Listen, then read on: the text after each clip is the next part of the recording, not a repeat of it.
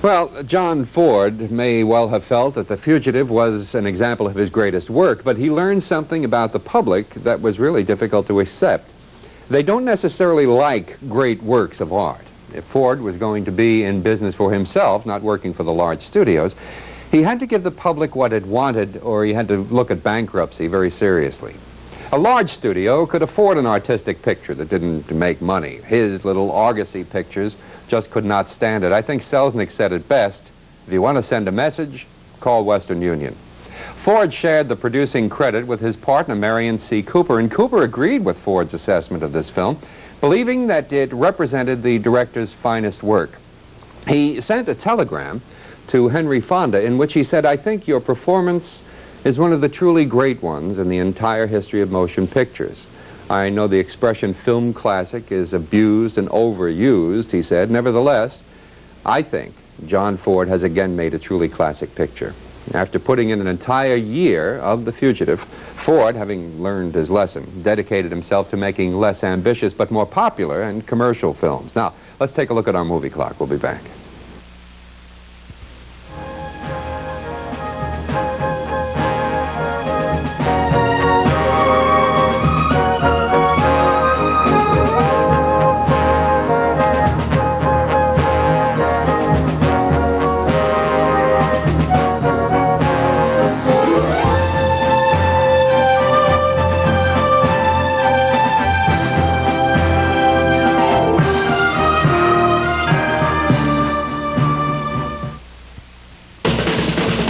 Revolutionized rhythm. They got the whole world swinging, and music would never sound the same again.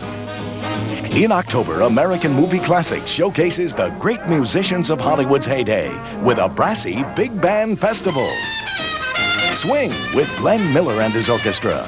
Boogie to the big band sounds of giants like Gene Krupa and his band.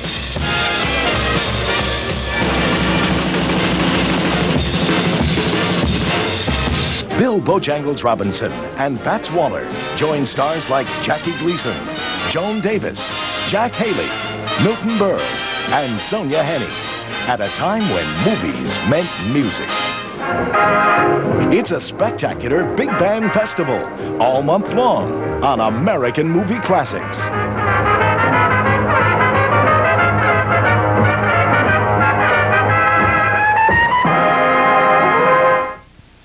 The one and only Judy Garland. In her silver screen debut, American Movie Classics proudly presents this Hollywood legend in the role that introduced her to millions. The Texas tornado is coming your way. Judy Garland, Jack Haley, Betty Grable, and Oscar nominee Stuart Irwin co-star in Pigskin Parade. It's an American Movie Classic, Tuesday.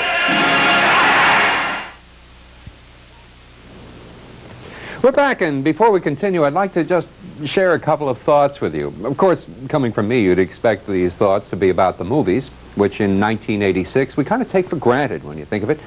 The great variety of movies and their accessibility is really a sign of our sophisticated times. Yet, there was a time when movies really didn't exist at all, when you think of it.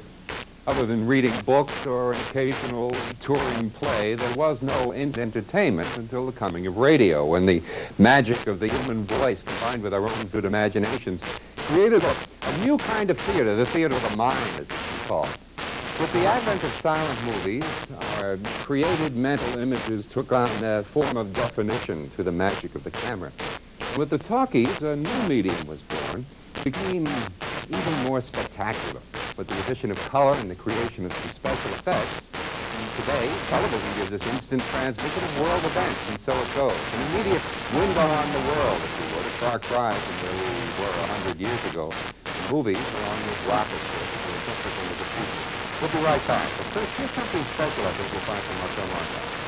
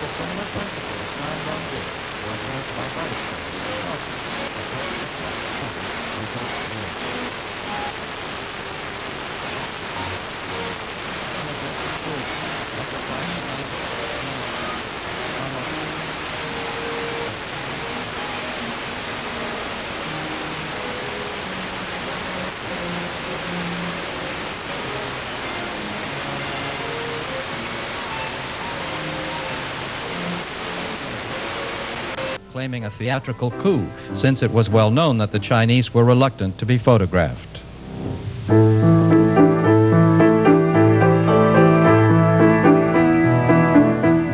The film had a topical basis.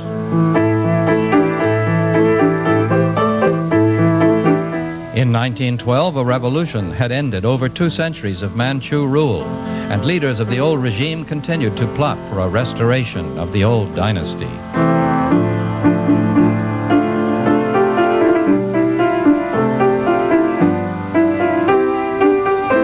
Of these Edison Stock Company players, only Gladys Hewlett went on to popularity. She appeared as a leading lady almost to the close of the silent period. Subtitles were still being used in 1915 to describe the action that followed, and not just by the Edison studios.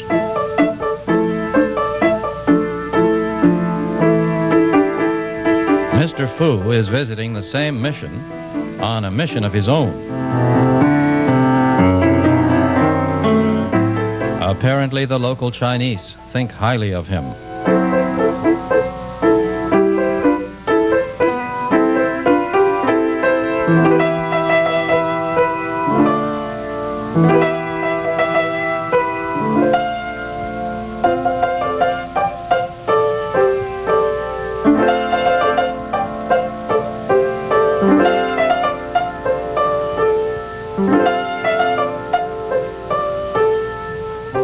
The ads described Mr. Fu as the wily, cunning Chinese nobleman who inveigles a beautiful, pure American girl.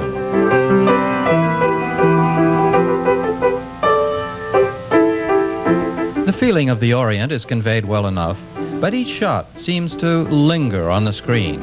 Other directors had long since carried film technique far beyond this, but up in its Bronx studios, Edison clung to the old ways. 2 years later, the company was out of business.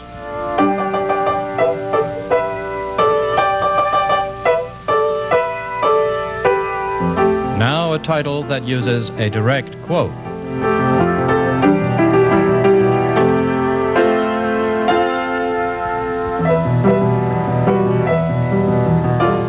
Anita Luce and John Emerson began writing titles for the Douglas Fairbanks pictures about this time and developed title writing into a fine art, making them succinct and sparkling.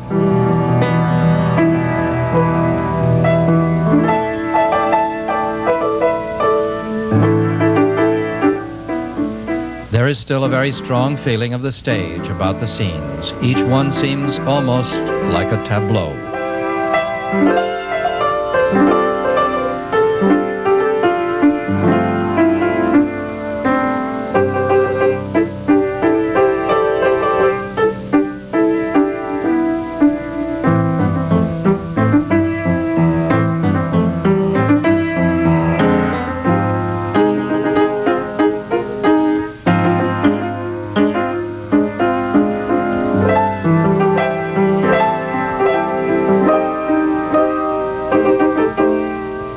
So the daughter of a Washington diplomat has innocently accepted the necklace of the former Empress of China. But what does the indecipherable inscription say?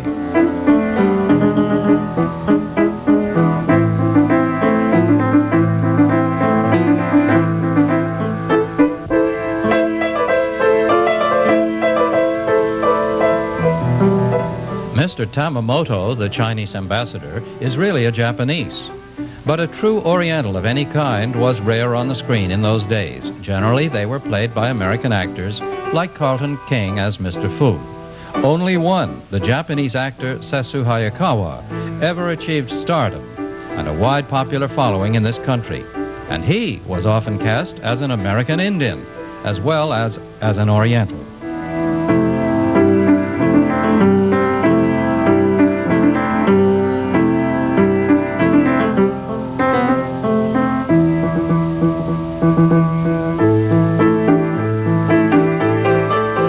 Mr. Fu's underground headquarters is an ingenious set, a series of revolving stages, a forerunner of the complicated entrances and exits to the hideouts of such later Oriental villains as Fu Manchu, and of comedies like Harold Lloyd's Welcome Danger.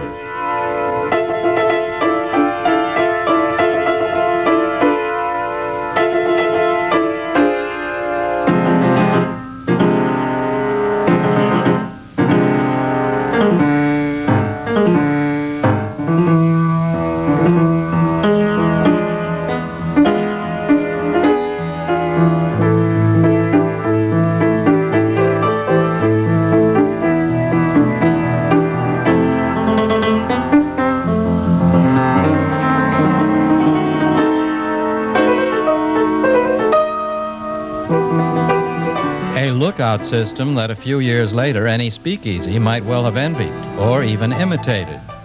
And of course the laundry is only a blind. But the studio at last makes good on the ads about the cast. In fact, one 1915 critic wrote, quote, "Real Chinamen in the mob of Orientals add materially to the verisimilitude of the scenes."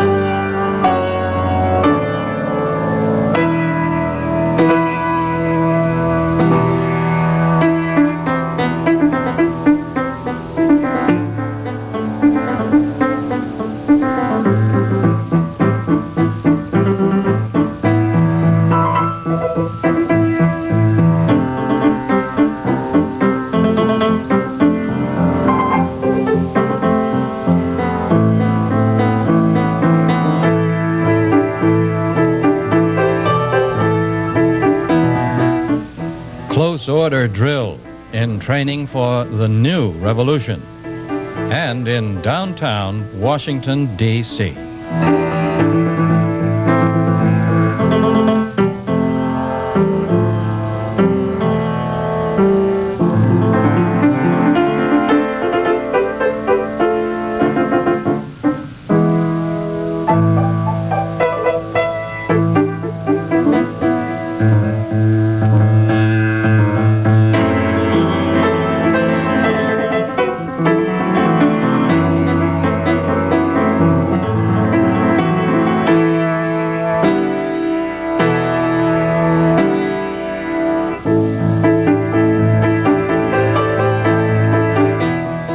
Mr. Fu reminds them of the days when China was strong, united by the mighty Manchus, under the dread sign of the dragon.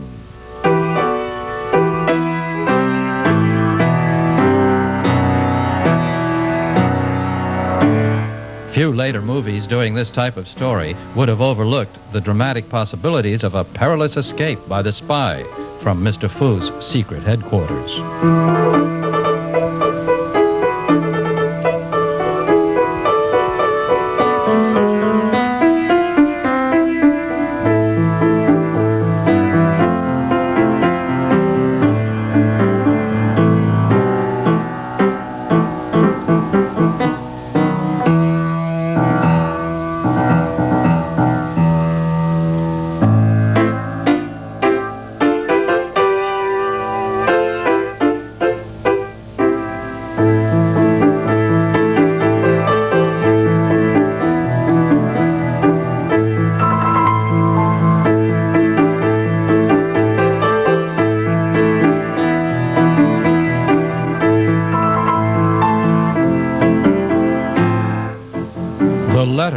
gives Fu a choice. Either he can return to China and die as a traitor, or take poison here for an honorable death.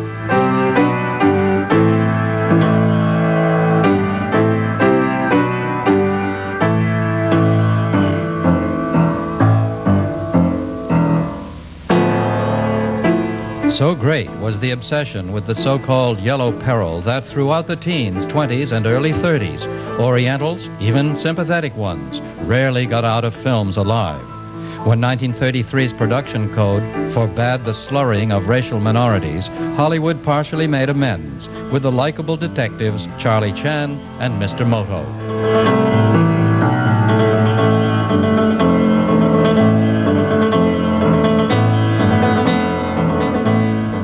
The Republic has been saved. Long live the Republic. Ending the mission of Mr. Fu, Edison, 1915.